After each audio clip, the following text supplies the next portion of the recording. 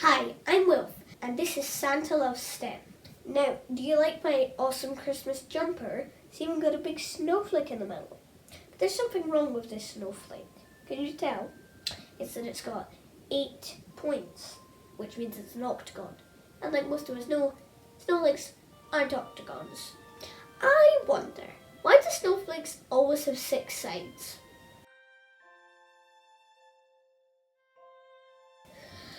So I know how to make a snowflake out of paper. So you start with your would be square to start with, sheet of paper, and you fold it in half, and then you fold it again so that it roughly matches up. So there's about the same amount of paper on both sides, and then you fold it again, and you're gonna make your snowflake out of this.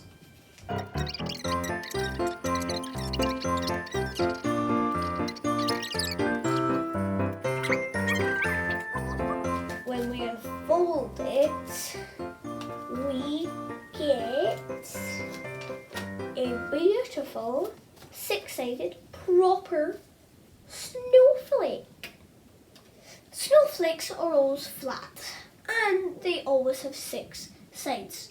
And the reason for this is because they're made out of H2O molecules or water molecules freezing in the air. Now they freeze in a hexagon shape. The reason it freezes into hexagon shapes is because a H2O molecule is made up of 2 hydrogens and an oxygen. Hydrogens, oxygen. Now, there are 4 electrons on this side, but there's mostly protons on this side, which gives it a polar charge. So another H2 molecule, this side is positive, will be attracted to that side, so it would go like this. When they're water, they're full of energy. When they're nice and toasty around 25 degrees, then they're all sloshing around and flip-flopping each other and squeezing and bending. And the hydrogen bonds, like this, are constantly being built and then breaking. But the critical temperature of 4 degrees, the power of the hydrogen bonds is more than the power of the jiggling of the water molecules, heat energy.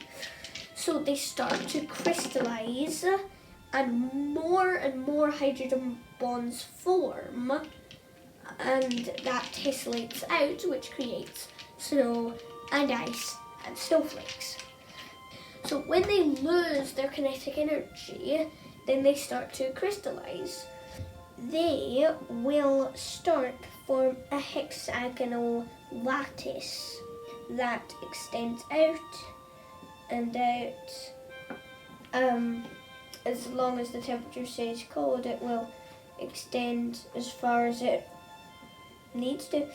So it arranges itself in a hexagonal lattice like this, with the polar charges holding it together, because this oxygen wants to get close to this hydrogen, which makes them crystallize. So water molecules, once they get below the critical temperature of 4 degrees, start building hydrogen bonds, which create hexagons that will tessellate out forever, making snowflakes and snow and ice.